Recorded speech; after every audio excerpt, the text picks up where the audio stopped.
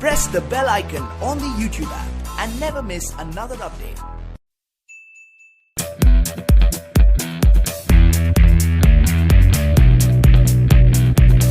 Hello friends, welcome back to my channel the maths planet. Myself Dheeraj Kumar Verma.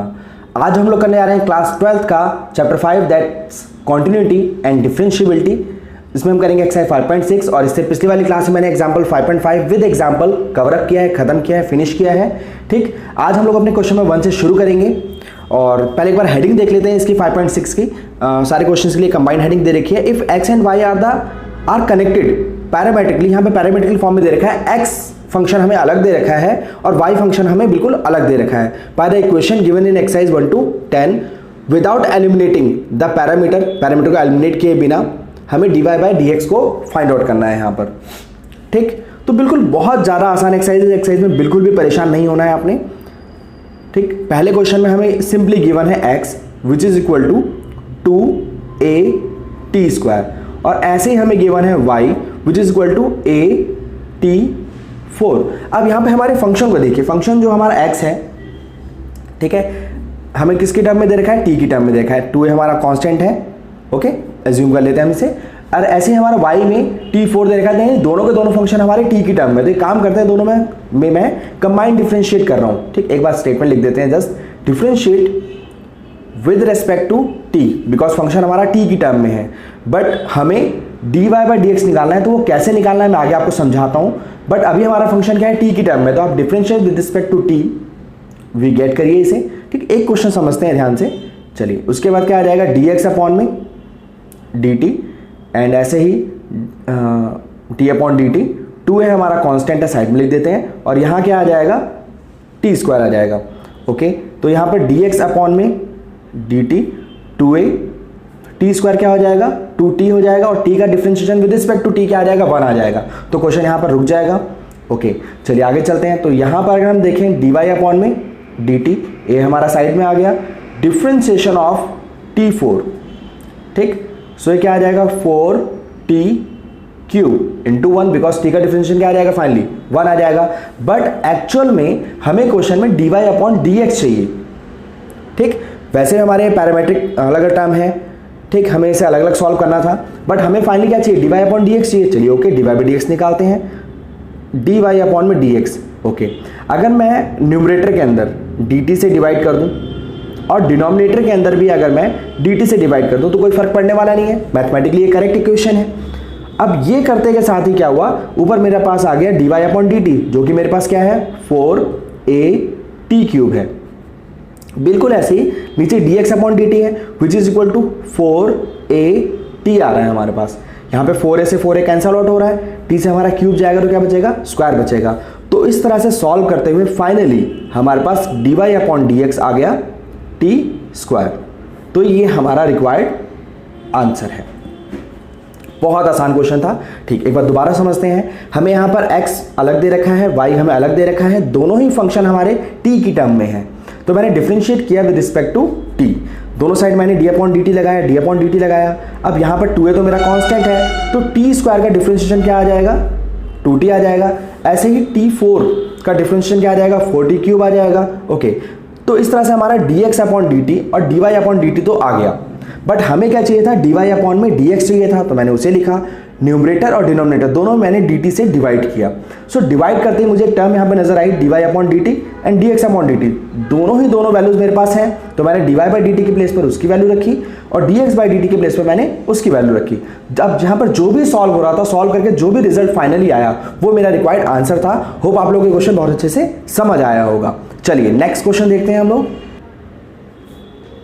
चलिए question number 2 देखते हैं। ये भी बिल्कुल ऐसा ही क्वेश्चन है, मैं समझाने के पर्पज से इसे कर रहा हूं। तो x बराबर हमें दे रखा है a cos थीटा एंड ऐसे ही हमें y दे रखा है b cos थीटा। सो x जो फंक्शन है वो थीटा की टर्म में है और जो y जो फंक्शन है वो थीटा की टर्म में है। तो सिंपली यहाँ पे डिफरेंशिएट करेंगे। डिफरेंशिएट, देखिए छोटे छोटे फंक्शन है इसलिए मैं एक बार डिफरेंशिएट करके ही दोनों फंक्शंस को कर रहा हूँ। जब क्वेश्चन थोड़ा बड़ा हो जाएगा तो अलग अलग कर लेंगे, उससे कोई इशू नहीं है। Differentiate with respect to theta, because function theta की टर्म में है, थीटा वी गेट। ओके, चलिए dx upon D theta, A हमारा कांस्टेंट है, साइड में लिख दिया, d अपॉन में डी थीटा और यहाँ आ गया cos theta. Okay, so finally D x upon D theta A, cos theta हमारा क्या आ जाएगा, माइनस का sine theta with bracket. Bracket जरूर इस्तेमाल कीजिए, मैंने कई बच्चों को देखा है तो ब्रैकेट को अवॉइड करते हैं। अगर आप ब्रैकेट अवॉइड करोगे तो आपके क्वेश्चंस के गलत होने के चांसेस बहुत बढ़ जाएंगे। सो एक छोटे से ब्रैकेट से अगर मार्क्स मिलते हैं तो क्यों नहीं उसे अप्लाई किया जाए। ठीक, डी वाई अपॉन में डी थीटा, इसको भी डिफ्रेंशिएट करते हैं। बी हमारा कांस्टेंट है, साइड में लिख देंगे डी अपॉन डी थीटा, और यहाँ आ जाएगा कॉस थीटा। सो ये हमारा बी है। कॉस का डिफ्रेंशिएशन क्या आ जाएगा भाई, minus sine theta. Okay, so ये हमारा क्या है, डी वाई अपॉन में डी थीटा। तो हमने दो चीज़ें निकाली, d x upon D theta and d Y upon में डी थीटा, बट ये दोनों ही हमें नहीं चाहिए। हमें तो चाहिए डी वाई अपॉन में d x, differentiation of y with respect to x, हमें ये चाहिए। तो जैसे मैंने लास्ट क्वेश्चन में किया, बिना लिखे, यहाँ कोई स्टेटमेंट लिखने की जरूरत नहीं है, हमने इसमें डी थीटा से डिवाइड किया, जैसे वहाँ टी से किया था, ऐसे ही डी एक्स के अंदर भी डी थीटा से डिवाइड किया। ठीक, so D Y upon D theta क्या आ जाएगा, माइनस बी साइन थीटा। थोड़ा सॉल्व भी कर लेते हैं, और साथ साथ यहाँ पे क्या आ जाएगा, माइनस ए साइन थीटा। अब ये माइनस से माइनस कट रहा था, मैंने उसे काट दिया। यहाँ साइन थीटा भी जा रहा था, मैंने उसे भी नहीं रोका, बिल्कुल जा रहा था जाने दिया। D Y upon d x which is equal to b upon में ए। तो ये हमारा फाइनली क्वेश्चन नंबर 2 था, जिसका आंसर आया हमारा बी अपॉन में ए, जो कि बहुत ज़्यादा आसान था। आइए क्वेश्चन नंबर 3 देखते हैं। ये कि बहुत आसान क्वेश्चन है। आज मैं जस्ट इस कॉन्सेप्ट को थोड़ा सा आपके माइंड में ब्रश अप कर रहा हूँ, सही कर रहा हूँ इसे, ताकि नेक्स्ट क्लास में जो हम बड़े बड़े क्वेश्चंस करेंगे वहाँ पे बहुत इजीली हम लोग वर्क कर सकें। और ये एक्सरसाइज भी इंपॉर्टेंट एक्सरसाइज में काउंट होती है, ध्यान रखिएगा। आपके एग्जाम में जो भी क्वेश्चन आता है वो या तो 5.5 से निकल के आएगा, 5.6 से, या 5.7 से। तो 5.6 भी काफ़ी हॉट एक्सरसाइज है, इसमें से क्वेश्चन बन के आता ही आता है। ठीक है, आपके इंटरनल टेस्ट में, प्री बोर्ड में, फाइनल में भी यहाँ से क्वेश्चन निकल के आता है। ओके, चलिए क्वेश्चन नंबर 3 देखते हैं। थर्ड में हमें दे रखा है एक्स बराबर साइन टी एंड हमें दे रखा है y equal to cause 2t। ठीक, अपने चेन रूल, अपने बेसिक डिफरेंशिएशन को बिल्कुल नहीं भूलना है। तो हमारा जो पहला फंक्शन है x, वो t की टर्म में दे रखा है, जो दूसरा फंक्शन है y which is also in t term. ठीक है, तो यहाँ पर डिफरेंशिएट करेंगे, differentiate with respect to t। पिछला क्वेश्चन थीटा में था, उससे पहले वाला t में था, और ये वाला भी t में है। तो ये आपको ध्यान रखना है, थोड़ा ऑब्जर्व करना है। With respect to t we get, जरूरी नहीं है टी एक ही टर्म में भी हो सकता है, किसी भी टर्म में हो सकता है, उस टर्म में आपको डिफरेंशिएट करना पड़ेगा। So differentiate with respect to t we get. तो यहाँ जब डिफरेंशिएट करेंगे तो d x upon d t, simply d upon d t क्या आ जाएगा, साइन टी आएगा। ओके, टी को थोड़ा टी बनाइए, कई बार मैं भी इसको प्लस बना देता हूँ। तो साइन टी हमारा क्या आ जाएगा, कॉज टी आ जाएगा, which is equal to d x upon d t. चलिए अब d Y upon d t निकालते हैं। डी अपॉन डी टी, जल्दीबाजी बिल्कुल नहीं करनी है शुरू में, जब आप प्रैक्टिस में आ जाएंगे तो आप जैसे मर्जी क्वेश्चन करिएगा। ठीक है, कॉस का डिफरेंशिएशन क्या आ जाएगा, माइनस का साइन 2t। और हर बच्चा ये भूल जाता है कि यहाँ पर t नहीं है, 2t है, तो उसको फर्दर डिफरेंशिएट करना पड़ेगा। इस बात को बिल्कुल भी नहीं भूलना है हमें। ठीक, छोटी सी गलती क्वेश्चन को गलत कर देती है। ठीक, सो सिंपली यार 2t का डिफरेंशिएशन, t का डिफरेंशिएशन क्या आ जाएगा विद रिस्पेक्ट टू t, 1 आएगा, 1 इंटू 2 क्या आ जाएगा, 2 आ जाएगा। सिंपली 2t का डिफरेंशिएशन 2 आएगा। तो मैंने यहाँ पर 2 साइन 2t निकाल दिया with the help of chain rule, d Y upon में डी टी। ठीक, अगर आपको चेन रूल में कोई प्रॉब्लम है तो मैंने डिफरेंशिएशन में ऑलरेडी एक वीडियो बना रखी है, मैं उसका लिंक आपको वीडियो के नीचे दे दूंगा। उस वीडियो को जरूर आप देखिए, बहुत जरूरी है। मुझे लगता है कि अगर उस वीडियो को आप पूरा देख लेते हैं आपके डिफरेंशिएशन में कभी कोई प्रॉब्लम नहीं आएगी। और अगर आपकी डिफरेंशिएशन सही हो गई तो आगे इंटीग्रेशन होना है, अगले हमारे 3-4 चैप्टर्स भी हैं, तो वहाँ पे कोई दिक्कत नहीं आएगी। तो जस्ट 30 मिनट इन्वेस्ट कीजिए उस वीडियो को देखने में, और उसके एक एक क्वेश्चन को ध्यान से कीजिए, आपकी डिफरेंशिएशन की प्रॉब्लम खत्म हो जाएगी हमेशा के लिए। चलिए हमें क्या निकालना है, डी वाई अपॉन में डी एक्स। चलिए डी वाई अपॉन में d t and d x upon में डी टी। ठीक, बिल्कुल सिंपल। क्या करेंगे, d Y upon d t है, उसकी वैल्यू रखेंगे, -2 sine 2t। Very good. D x upon d t के प्लेस पर क्या आ जाएगा, कॉस टी आ जाएगा। ये भी बहुत आसान। अब क्वेश्चन वैसे यहाँ छूट सकता था, मगर थोड़ा बहुत सॉल्व करना जरूरी होता है। अब मुझे यहाँ नजर आया भाई हमारा बेसिक फॉर्मूला, मेरा सबसे फेवरेट और प्यारा formula, sine 2 theta which is equal to 2 sine theta and cos theta. ठीक, तो मैंने यहाँ पे क्या किया भाई, ठीक, साइन 2t का फॉर्मूला खोल देते हैं, तो क्या आ जाएगा, 2 sine t and cos t, angle half हो जाएगा। ओके, एंड यहाँ पर कॉस टी कट रहा है, वेरी गुड, बहुत अच्छा। -2 एंड 2 क्या आ जाएगा, माइनस का 4 and sine t. That's a required answer. चलिए क्वेश्चन नंबर 4 देखते हैं। अब कई बच्चे मुझे बार बार बोलते हैं कि आप छोटे क्वेश्चंस को बहुत आराम से बहुत धीरे धीरे करवा रहे होते हैं, टाइम वेस्ट हो रहा होता है, बट एक्चुअल में ये टाइम वेस्ट नहीं हो रहा होता। छोटे क्वेश्चंस में हमें वहाँ पर फोकस कम लगाना है, हमें बेसिक्स को ध्यान से सीखना है। अगर छोटे क्वेश्चन को करते करते हमारे बेसिक अच्छे हो गए, ठीक, उस क्वेश्चन को कैसे अटेम्प्ट करना है वो सिस्टम हमें समझ आ गया, तो जब आप बड़े क्वेश्चन करोगे तो वहाँ पे उसकी हेल्प मिलेगी। ठीक, जैसे हम किसी भी क्रिकेटर को सीधा यार वर्ल्ड कप में थोड़ी खिला देते हैं, पहले उसे छोटे मोटे मैचेस में खिलाते हैं, प्रैक्टिस करवाते हैं, मैच भी नहीं खिलाते, छोटी मोटी प्रैक्टिस करवाते हैं। प्रैक्टिस करते करते करते जब वो हैबिचुअल हो जाता है तब उसे थोड़े मैचेस खिलाते हैं। मैच क्या, थोड़े स्टेट लेवल के मैचेस होते हैं, नेशनल लेवल के होते हैं, एंड देन उसे फाइनल मैचेस में भेजा जाता है। तो बिल्कुल ऐसे ही मैथ्स में है, अगर आप पहले छोटे छोटे क्वेश्चन को ध्यान से समझ लेंगे, उसको बेसिक को समझ लेंगे, तो बड़े क्वेश्चन करना हमारे लिए बहुत आसान हो जाएगा। और डेफिनेटली यार ऐसे क्वेश्चन एग्जाम में 1 मार्क्स में भी नहीं आते, मगर इन्हें समझना हमारे लिए बहुत ज़रूरी है। तो छोटे क्वेश्चंस पर बहुत ध्यान दीजिए। कई बार एग्जाम में मैंने देखा है बच्चों को कि बड़े बड़े क्वेश्चंस वो अटेम्प्ट ही नहीं कर पाते, क्योंकि छोटे क्वेश्चन उन्होंने कर ही नहीं रखे। छोटे छोटे फॉर्मुले वहाँ पर जाके अटक जाते हैं, बिकॉज हम सोचते हैं कि यार ये फॉर्मुला तो छोटा सा है, इसे हम आराम से कर लेंगे, बट कई बार एग्जाम टाइम में वही फॉर्मुला हमें मिस हो जाता है और वो बड़े बड़े क्वेश्चंस को भी गलत कर देता है। इसलिए बेसिक्स पे बहुत ध्यान दीजिए, प्रैक्टिस पे बहुत ध्यान दीजिए। तो आज की क्लास मुझे पता है बहुत स्लो कर रहा हूँ, बहुत छोटे छोटे क्वेश्चन कर रहा हूँ, बट अगली क्लास में जब हम बेसिक समझ चुके होंगे तब हम बड़े क्वेश्चंस करेंगे। ओके, जो कि क्वेश्चन में मेरे ख्याल से 6 से शुरू हो जाता है हमारा। 6 भी आसान क्वेश्चन है, आगे जो 6 से लेकर 11 तक क्वेश्चन है वो बहुत इंपॉर्टेंट क्वेश्चन है, तो उसके लिए हमें आज अपना बेसिक तैयार करना पड़ेगा। तो चलिए टाइम वेस्ट नहीं करते, क्वेश्चन नंबर 4 करते हैं। कई बार मैं लेक्चर देने लग जाता हूँ। तो x बराबर हमारा क्या है 4t, और सिंपली y हमें दे रखा है 4 अपॉन में t। चलिए अभी भी छोटा फंक्शन है तो डिफ्रेंशिएट कर सकते हैं हम लोग डायरेक्ट। अच्छा, फंक्शन दोनों t की टर्म में है तो differentiate with respect to t we get, तो सिंपली यहाँ पर dx अपॉन में dt, और 4 हमारा साइड में आ जाएगा, d अपॉन dt, और यहाँ आ जाएगा t। तो सिंपली t का डिफरेंशिएशन क्या आ जाएगा 1 विच इज इक्वल टू 4, तो दैट्स अवर dx अपॉन में dt। बहुत ही आसान था ये। अब यहाँ पर d अपॉन dt y के लिए वर्क करते हैं, 4 मैं साइड में लिख देता हूँ, into differentiation of 1 upon t।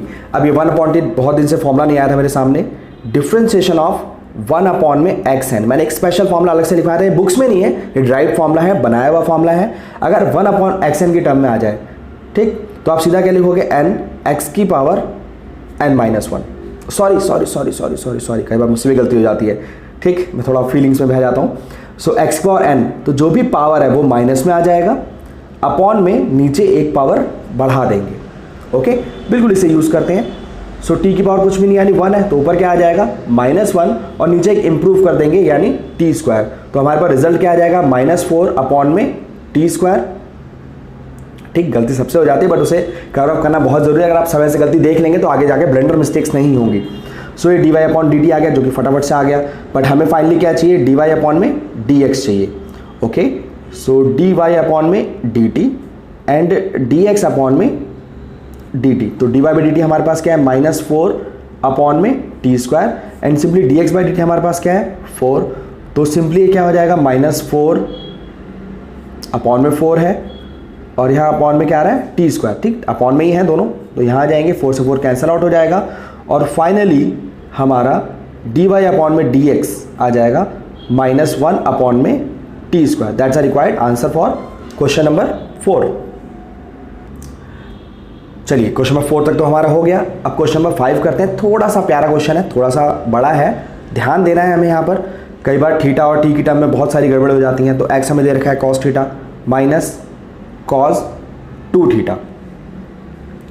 ठीक, तो यहाँ एक काम करते हैं, पहले एक्स को सॉल्व करते हैं। Differentiate with respect to theta we gate.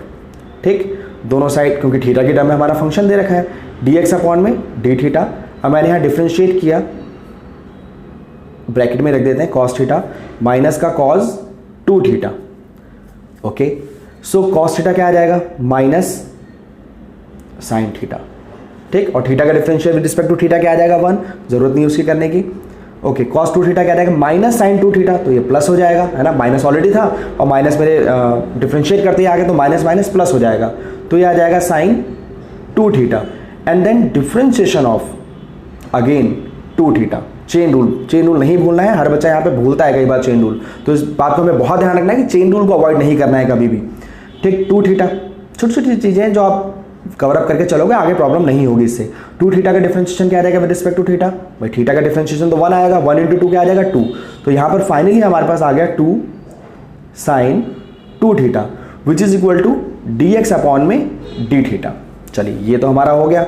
अब साथ साथ हमें दे रखा है y, तो y हमारा है साइन थीटा माइनस का साइन 2 थीटा, ये भी थीटा की टर्म में डिफरेंशिएट करना है, differentiate with respect to theta we get. ठीक, चलिए dy अपॉन में d थीटा, ठीक d upon d theta bracket में कर लेते हैं इसे, साइन थीटा माइनस का साइन 2 थीटा। ठीक, तो साइन थीटा क्या आ जाएगा कॉस थीटा सिंपली, और कॉस साइन 2 थीटा का क्या आ जाएगा cos 2 theta into differentiation of again 2 theta का डिफरेंशिएट करेंगे। सो फाइनली हमारे पास क्या आ गया कॉस थीटा, 2 थीटा का डिफरेंशिएशन क्या आ जाएगा 2 आ जाएगा, दैट्स -2 कॉस 2 थीटा। सो इस तरह से हमारा dy अपॉन डी थीटा आ गया। बट हमें ना तो dx अपॉन डी थीटा चाहिए ना dy अपॉन डी थीटा चाहिए, हमें तो चाहिए dy अपॉन में dx। इसके लिए हम क्या करेंगे भाई थीटा की टर्म में, तो dy अपॉन में D theta and simply dx upon में डी थीटा। ठीक, तो dy की वैल्यू डाल देंगे इसमें कॉस थीटा माइनस का 2 कॉस 2 थीटा अपॉन में, ठीक dx अपॉन डी थीटा क्या आ रहा है माइनस साइन थीटा प्लस का 2 साइन 2 थीटा। सो ये हमारा 5th क्वेश्चन था, ये इसका रिक्वायर्ड आंसर, जो कि बहुत अच्छा क्वेश्चन था। चलिए इसका क्वेश्चन नंबर 6 भी कर लेते हैं, थोड़ा सा टाइम आज बचा हुआ है तो मैं सोच रहा हूँ क्यों ना बड़े क्वेश्चन भी किए जाए। एक आधा बड़ा क्वेश्चन, वैसे बड़ा क्वेश्चन नहीं है वो, नॉर्मल क्वेश्चन ही है, तो क्वेश्चन नंबर 6 करते हैं हम लोग। चलिए क्वेश्चन नंबर 6 जो है वो बिल्कुल 5th जैसा ही है, और जैसे मैंने पहले कहा गया पूरे डिफरेंशिएशन में सब कुछ एक जैसा ही है, बस आपको बेसिक को समझ के चलना है।